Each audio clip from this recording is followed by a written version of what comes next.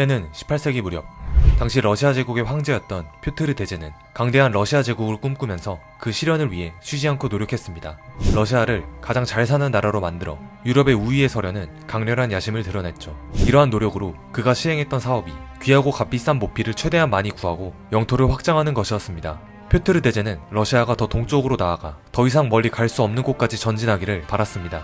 그렇게 그는 탐험가 비투스 베링에게 동방 탐험을 지시했고, 베링은 육지 조사를 위해 북태평양 지역을 항해했습니다.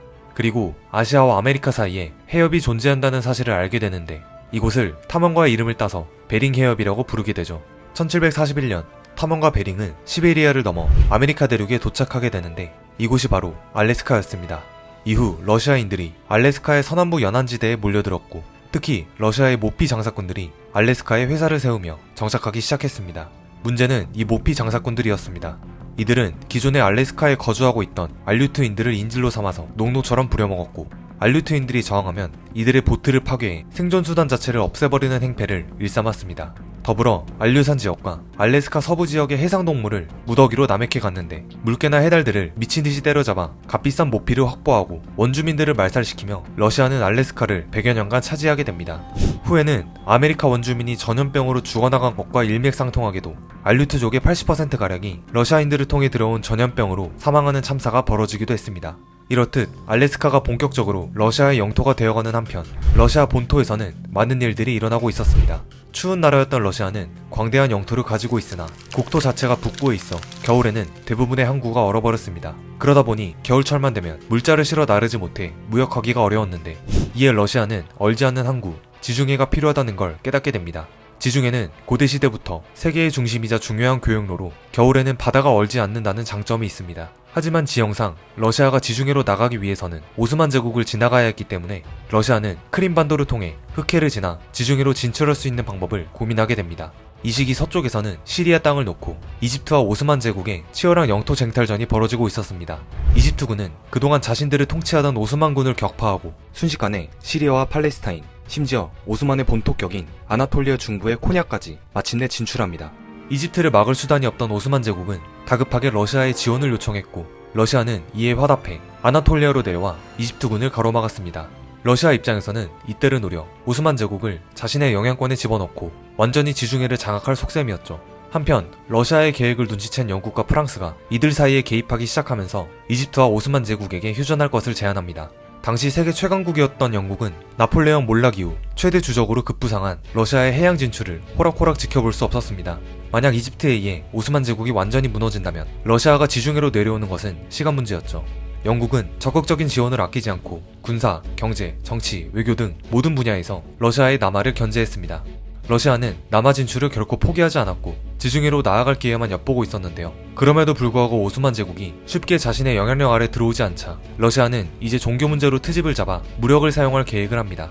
이 당시 오스만 제국은 크리스트교의 성지인 예루살렘과 베들레헴을 관리할 수 있는 권리를 영국과 프랑스를 비롯한 몇몇 나라에게만 주었습니다. 러시아는 이를 트집잡아 1853년 7월 오스만 제국의 북부를 공습하였으며, 아무런 준비도 없이 전쟁이 갑자기 시작되는 바람에 오스만은 순식간에 북부를 빼앗겨버렸습니다. 이미 이때는 전 유럽을 휩쓸었던 오스만 제국의 전성기가 끝나고 점차 쇠퇴하던 시기였으며, 반대로 러시아는 나폴레옹을 꺾고 상승 추세를 걷고 있었기 때문에 대부분 오스만 제국이 이렇게 무너질 것이라 생각했죠.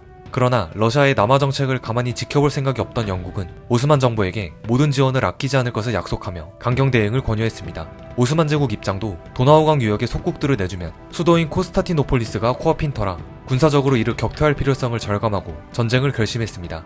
결국 1853년 10월 4일 오스만 제국은 영국과 프랑스와 손을 잡고 러시아 제국에 전쟁을 선포합니다. 그렇게 시작된 게 크림 전쟁이죠. 러시아는 영푸연합군을 도저히 이길 수 없다고 판단하여 오스만 제국에게 손을 떼고 스스로 물러났지만, 영국과 프랑스의 생각은 달랐습니다. 이참에 러시아가 다시는 지중해를 탐내지 못하도록 확실하게 하고 싶었죠. 이에 영푸연합군은 오스만 제국과 함께 크림반도로 가서 러시아의 요새를 공격합니다. 크림반도를 주 격전지로 전쟁이 본격적으로 진행됨에 따라 아무래도 흑해라는 바다에서 싸워야 했기 때문에 해군력이 매우 중요한 상황이었습니다. 그러나 해군력 최강국인 대영제국을 상대하기엔 러시아의 해군은 심각했습니다. 러시아의 배는 대부분 풍력으로 전진하는 24척의 범선이었으며, 그에 반해 영국과 프랑스의 배는 훨씬 강력한 대포가 있는 증기선 258척이 있었습니다. 수적으로는 물론 그 기술력으로 이미 러시아를 압도해버렸습니다. 당시 산업혁명으로 고도의 기술을 가지고 있던 영국과 프랑스와 달리 러시아는 군인들도 대부분 농노 출신으로 이루어져 있었죠. 이렇게 오스만 제국은 영국과 프랑스를 등에 업고 러시아와 싸워 크림 전쟁에서 승리하게 되고, 패배의 고배를 마신 러시아는 세계에서 주역이 아닌 또다시 발전하지 못한 변방 국가로 전락하고 맙니다. 러시아의 황제로 오르게 된 알렉산드르 2세는 전쟁 후 아수라장이 된 나라를 다시 재정비하고 크림 전쟁의 패배로 떨어진 러시아의 국제적 위신을 회복하기 위해 노력하기 시작했습니다. 철도를 깔고 공장도 짓고 농노 해방, 군 복무기간 대폭 감소 등 세계의 흐름인 자유주의, 민주주의, 산업혁명에 따라 조금은 진보적인 모습을 보이며 개혁을 하기도 했죠. 그리고 1867년 결정적으로 바로 알래스카를 미국에게 팔아넘기게 됩니다. 폐허가 된 러시아가 전쟁의 비용을 치르기 위해 돈이 필요했던 것은 사실이지만 단순히 돈 때만은 아니었습니다. 러시아는 크림 전쟁으로 영국과 프랑스에 크게 패하면서 더 이상 영국과 프랑스와 엮이고 싶지 않았습니다. 하지만 당시 북미에서 캐나다를 영국이 차지하고 있었으며 러시아의 알래스카는 캐나다와 국경을 맞닿고 있었기 때문에 언제 또다시 전쟁이 일어날지 알 수 없는 상황이었습니다. 러시아 입장에서는 국경 지역에서 시비가 걸려서 또다시 전쟁이 나면 결국 알래스카는 영국의 수중에 넘어갈 것이 눈에 훤했습니다. 때문에 러시아는 아무런 이득도 없이 알래스카를 빼앗길 바에 이 땅을 미국에 팔아버리는 게 낫겠다고 판단한 것이죠. 이외에도 러시아가 알래스카를 팔 수밖에 없는 요인이 더 있었는데, 대표적으로 당시 알래스카에는 사금이 지속적으로 발견되면서 금광이 있을 것이라는 추측이 난무했습니다. 러시아는 금광을 발견하기 위해 막대한 개발 비용을 부담하고 있었지만 금광은 나타날 생각을 하지 않았고 적자만 반복되는 상황이었죠.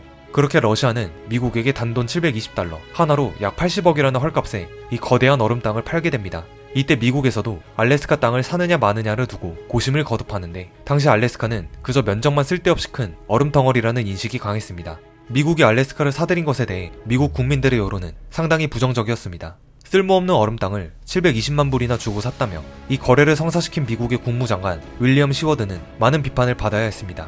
알래스카를 윌리엄 시워드의 전용 냉장고로 산 것 아니냐는 얘기가 나돌 정도였죠. 하지만 윌리엄 시워드의 생각은 달랐습니다. 미국이 알래스카를 확보할 경우 영국의 식민지인 캐나다 땅을 에워싸게 되어 지정학적으로 미국에게 굉장히 유리한 구도를 갖추게 될 것이라 생각한 것입니다.